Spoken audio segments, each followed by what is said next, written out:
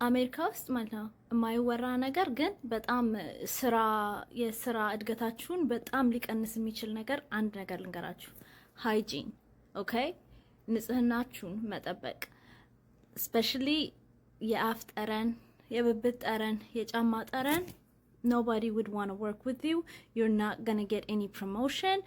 It's going to be a really bad thing for you because you know mostly እዚህ ሀገር በቲም ነው የሚሰራው. So if you're not going to be able to work in a team settings ሰዎች ከእናንተ ጋር ቁጭ ብለው እንትን ማለት የማይችሉ ከሆኑ it's going to be really bad for you.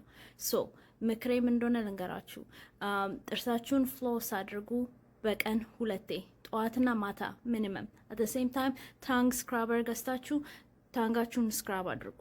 ሻወር ውሰዱ፣ ዲዮድራንት ተጠቀሙ፣ ካልሲያችሁን ቀይሩ if you don't already, which is like normal things that you should already be doing, but just in case you're not, please do that. Don't overlook those things. ሌሎችን ነገሮች በጣም እየሰራችሁ ይሄንን ነገር ስኪፕ አታድርጉት. at the same time አለባበሳችሁን watch out, okay? Always dress for the position that you want to have in the future. First impressions are very important.